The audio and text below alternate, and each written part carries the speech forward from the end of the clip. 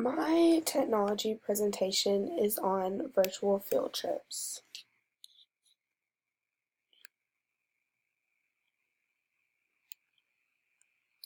So the objective is that we will learn about the benefits of using virtual field trips in an elementary classroom.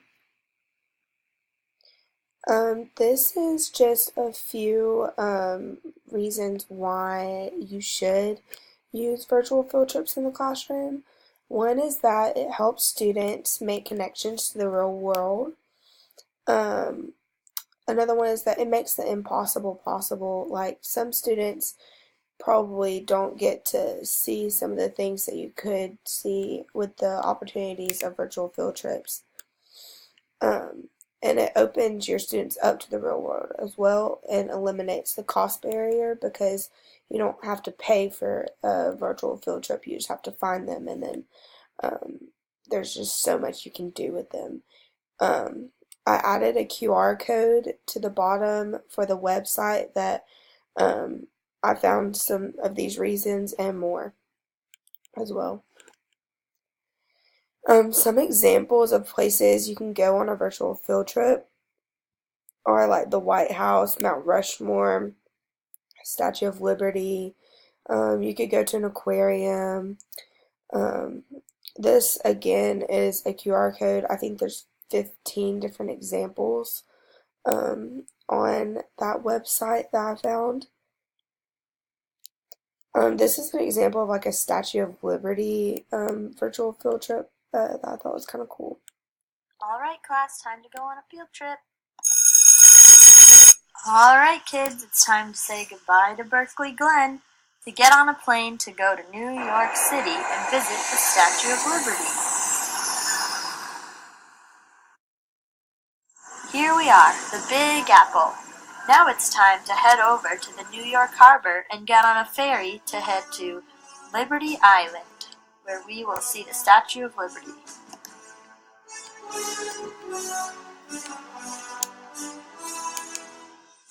Look, there she is.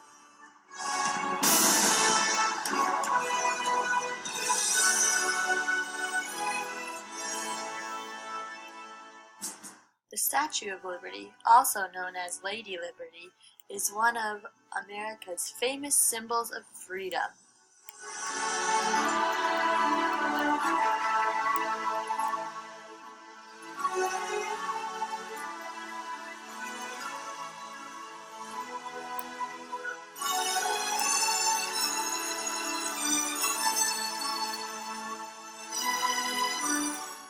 The Statue of Liberty stands tall in New York Harbor to welcome people to the United States. While the statue itself is a symbol of freedom, each different part of her stands for something that's important to America.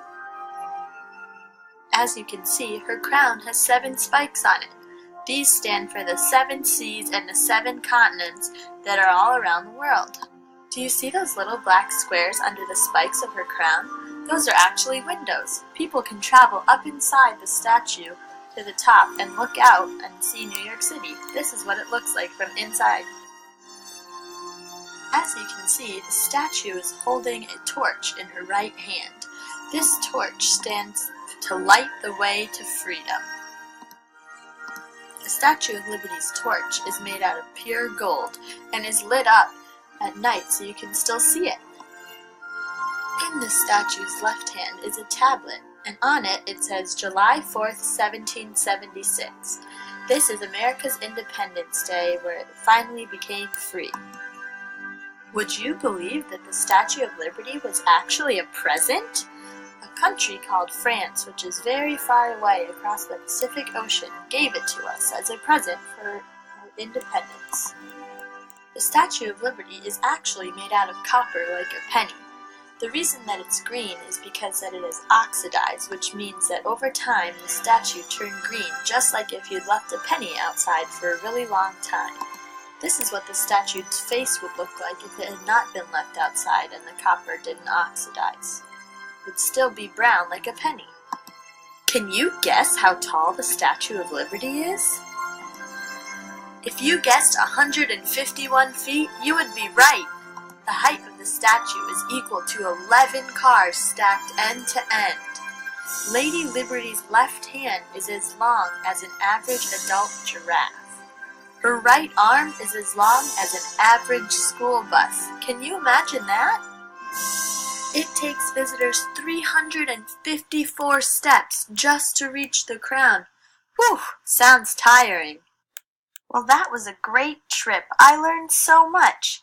But now it's time to head back to Berkeley Glen. Say goodbye, Statue of Liberty.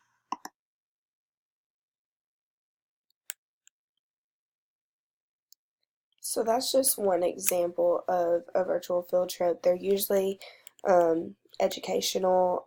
They usually bring something that you've been learning about in the classroom to life. Here are some benefits of virtual field trips. They're budget friendly. They reach all types of learners. There's no hassle. You don't have to worry about getting permission slips signed. You don't have to worry about getting a bus. You don't have to worry about like making sure everyone stays together. Like, it's just all right there. And they also allow the students to use 21st century learning skills that they'll be able to use in their future. And then I added the QR code for that website as well. This is one of the articles I found. It was on making and taking virtual field trips in a pre-K and the primary grade classrooms. It was talking about how virtual field trips are technology-based experiences that allow the students to learn through technology without having to leave the classroom. Virtual field trips can be as short or as long as you desire. Virtual field trips allow the students to be able to travel the world and learn so much more than they would just reading a textbook or listening to a teacher talk about it, or even like when you like use like manipulatives and like good like learning techniques. They learn more from a virtual field trip because they feel like they're actually there and they feel like they're actually getting to experience these things. And I put the QR code for the article. Some issues you could have with a virtual field trip is like if your technology is not working that day, because that always happens. If you don't have enough time, which I mean, you could make a virtual field trip as short as you want, but that's just like if you don't have like any time at all, I guess. And then sometimes the kids don't like it because they don't really get to leave the classroom. It kind of depends on how big of an imagination the kids have, because some kids will watch a virtual field trip and feel like they're actually there. But then others will see it and they'll be like, oh my God, I'm not even leaving the classroom. I'm still in the same seat. I'm still there, So it just kind of depends on the type of kids you have, really, if they will like it or not. This is Google Expeditions in Action, and it's students at Edmondson Elementary School, and they're explaining on like why they love using Google Expeditions.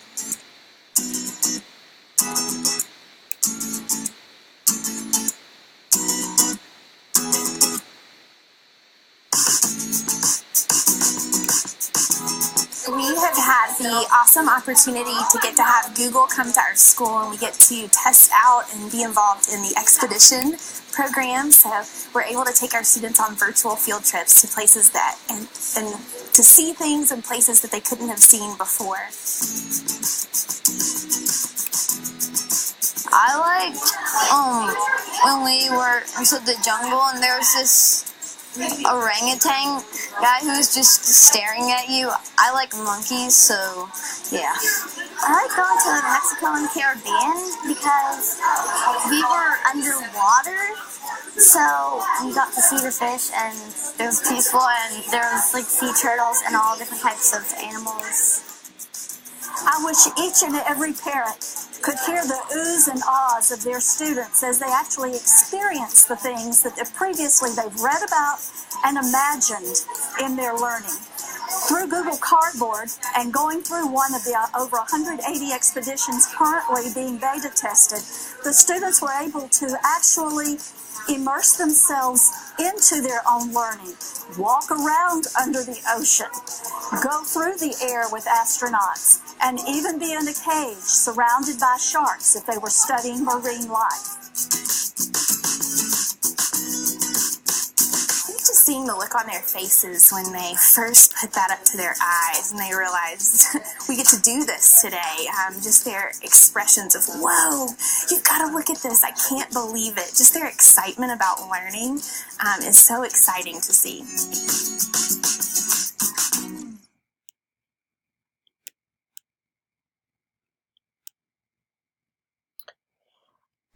I found a website that had a bunch of different steps on how to best plan a virtual field trip, so I thought that would be kind of cool to add in here. It said, make sure you do your research, preview if you're doing a video, make sure you preview it before you show it, because you never know like what it's going to say, if it's going to be true, if it's going to be factual, so just preview it before you watch it. Keep your students accountable. The students should be actively engaged and they should be learning new things. So if it's a video, you could like ask them questions throughout the video. Just make sure that they're actually actively engaged in the field trip. Plan for success. So students will know if you're not prepared. If you just threw it together as something to fill time, the students will be able to pick up on that.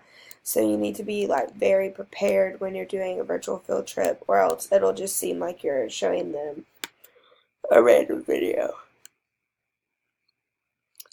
Indulge in creativity. This allows the students to jump in and be as creative as if they were on an actual field trip. And that's how virtual field trips should be. They should be fun and engaging and creative.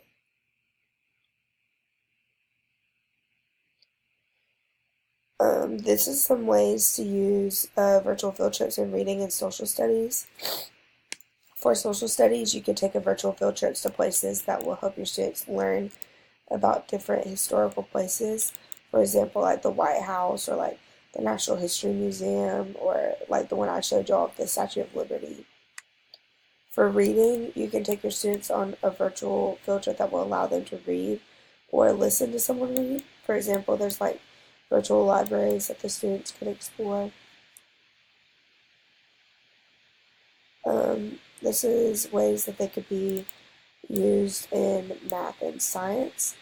The students could go on a field trip that engages them in different math and science practices. So one example is if the students could take a virtual field trip to the Space and Rocket Center and learn about how math and science are used to form rockets, launch rockets, and all that stuff, that would be kind of cool. And I think the students would really like that. This is another article that I found. It was the use of experiential education in field trips for learning. And it was talking about how the purpose of a virtual field trip is to allow the students to learn through virtual simulations. The big idea is to make students feel as if they were actually there. Virtual field trips are a new, cost-efficient alternative to a regular field trip, and they also help the teachers overcome obstacles that would block the other students from learning, such as like behavioral issues. Like if you're having an issue with a student, it doesn't have to stop the other students from learning because you're at the classroom and not actually out in the place.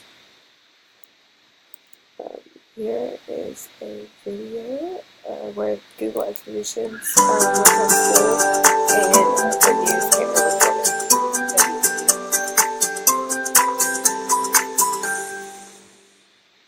Students at Georgetown Elementary School got the trip of a lifetime without having to leave the classroom.